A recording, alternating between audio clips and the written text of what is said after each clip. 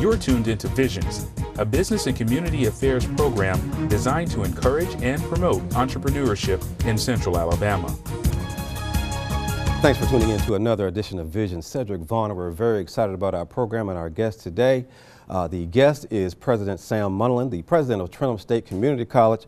Mr. Munnerlyn, thanks for being here with us again on the program. It's good to be here again, Cedric. Excellent. Well, you know, it's been a little while since we had a chance to talk to you. A lot has gone on with you and Trenholm State Community College, and so you're here to bring us up to speed. Yes. Hopefully, I can bring you up to speed. Yes, sir. Yes, sir. Yes, sir. Well, one of the things that you opened up by letting us know you want to talk about is your workforce development initiatives. Yes, and as we talked the last time I think I was here, we have many workforce development initiatives sponsored through the Governor's Office of Workforce Development and through our Department of Alabama Community Department community college system, and we offer those workforce development initiatives to companies in our region. We've done training for Department of Transportation, we've done some training for Hyundai, we've done training for Sabic, and we just find those companies out there and they find us. They may have employees who need short-term training or long-term training, and they go through us and we set up a training program for them that may last anywhere from 1 week, some may last much longer than that. But what we're trying to do is retrain workers that may have been out of the workforce for a while, or workers who are already on the job but need some additional training. So that area is growing for us tremendously. Again, we have our stool has 3 legs. We have workforce development, we have transferability, and we have adult ed, and we're fulfilling that workforce development initiative. Okay, all right, good. Well, when you talk about workforce development, you mentioned Hyundai. Yes. How does that work with Hyundai and you providing that service? Yeah, well, not last year, but summer before last, we had an internship program with them where several of our students had a chance to go out and work during the summer on weekends, and of course they're getting college credit at the same time. Very beneficial for Hyundai, and certainly very beneficial for those students who want to get into manufacturing, not just automotive manufacturing, but manufacturing in general. So this gives those students an opportunity to go out and try their hands at it to make sure that is indeed what they want. And many of the companies around the city and around our service area have given our students these kinds of opportunities. Okay. And so for people interested in that, we've got your information on the screen. They can just call. Yes. They can just call your office. Yes, okay. That's right. All right, real good. Well, you know, I saw you maybe a few weeks ago on TV, and you had your mobile unit, and I heard mention of the Appalachian Regional Council grant. Yes. How does that work? A few years ago, we received a grant, about $2 million from the Appalachian Region Commission, and what we're supposed to do with that grant is to help incumbent worker training, high school students, and those students who may not even have a GED over in the Macon County area, because Macon County is in the Black Belt, and that Appalachian region, of course, is for that. And what we were able to do is not only go down and help them with their career tech center because it was old, outdated. We took some of the funds from the Appalachian Region grant, we went in their career tech center and basically remodeled it. Now it's something that I think they can be very, very proud of. We also took part of that money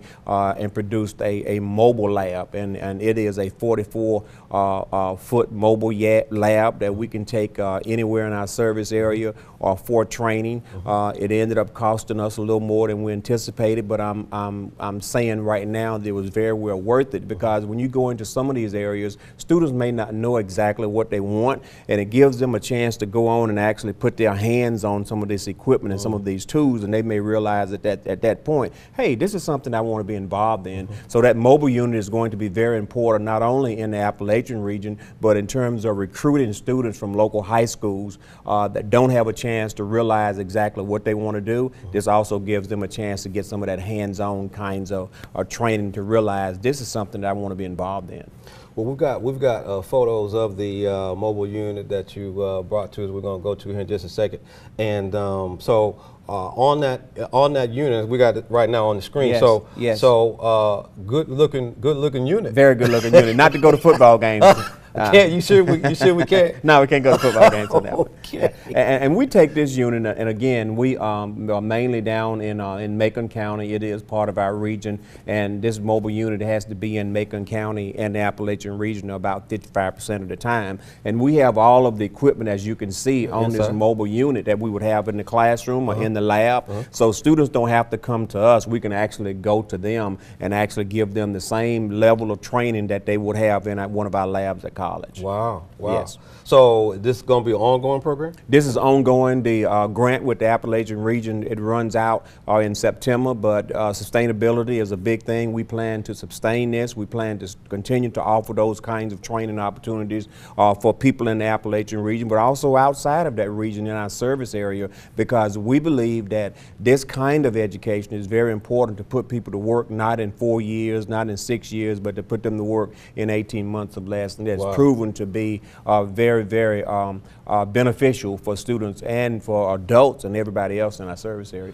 So basically they can kind of go from 0 to 100 in 18 months, so they can become employable. Yes, and people have to understand that gaining a skill is something that will last a lifetime. When you learn a skill, it's very seldom that you lose that. It's just like riding a bicycle. If you rode a bicycle before, you can get on it now. You may fall a couple of times, but that skill is still there. That's awesome. Awesome. Yes. Really like that. Well, we also talked to you about a lab that you opened in Tuskegee. Yes. And we got some photos we're going to go to, but tell us about the Macon County project. Yeah, in part of the Appalachian Region Commission grant, we also proposed to do some work at the Career Tech Center in Macon County, because what we want to do is have a seamless transition from those students who are in high school on into the college. So the way to do that is to go through their Career Tech Center, but their Career Tech Center needed a lot of work. As part of the funds we use to upgrade that facility, and as you can see from some of the pictures that we're showing, I think that's the Apple lab right there. This is that lab down in Tuskegee.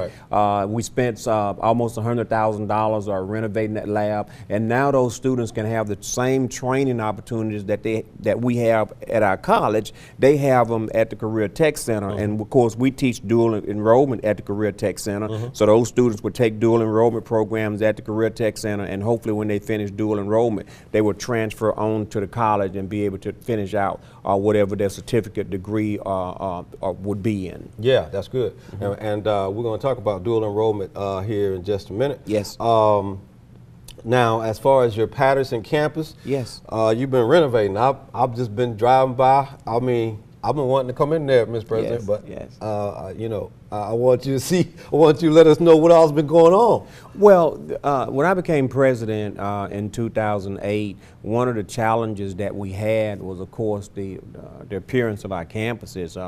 You can't, regardless of what kind of equipment and what kind of teaching goes on in the building, if it's not attractive enough to draw students in, you're wasting your time. So we felt that we needed to do something immediately on our Patterson campus, and we did.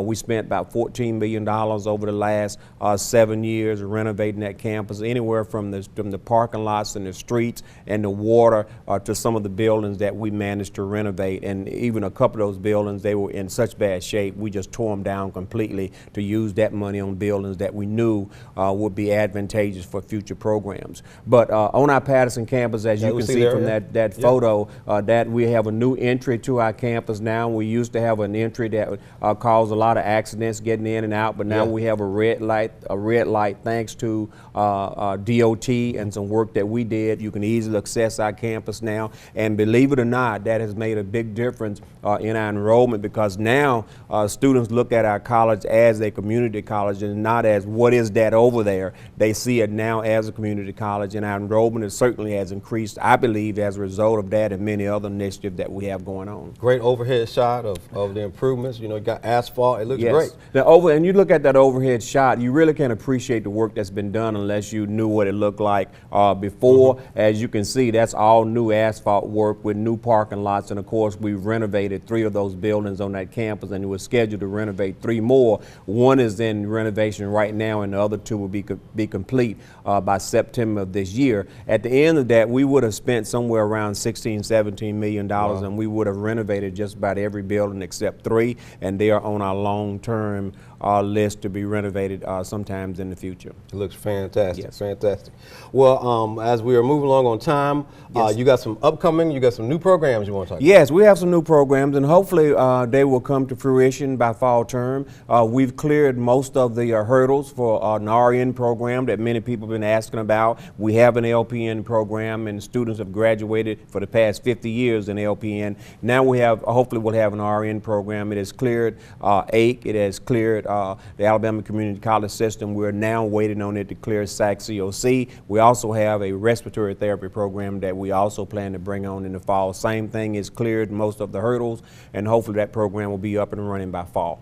So when we talk about a respiratory program, so what would be about the amount of time that it takes to complete that program? It's going to take about 2 years, 18 months to 2 years to complete that program, because it does offer a degree. Okay, all right, Yes. real good.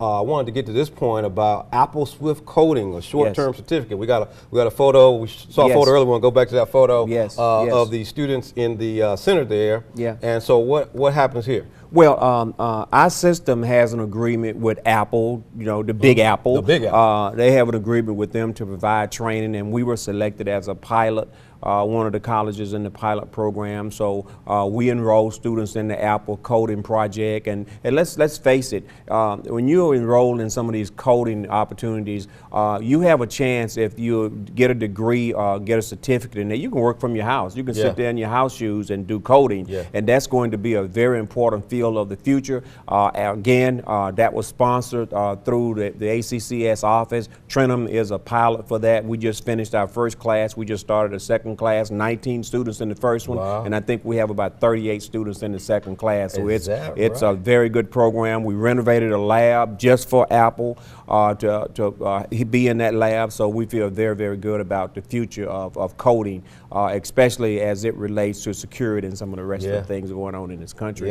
Yeah, and you've got students who can take that. I mean, you've got teenagers who can take that. Oh yeah, and you got older people again who again can sit at home and take some of these and can sit at home and do coding and make money. Excellent. 30 seconds, Mr. President. Your transfer program option. Yeah, well, our transfer program option has been here ever since we became a community college about 4 years ago. We have agreements with AUM, Troy State, Alabama State, West Alabama, and we'll continue to run that program out to other institutions. Now, the transferability is there anyway. I mean, there's nothing we had to do for that, but on special programs, we want to work with these particular colleges to make sure that we're catering to, to our students and the needs that they have when they get to those four-year universities. Excellent.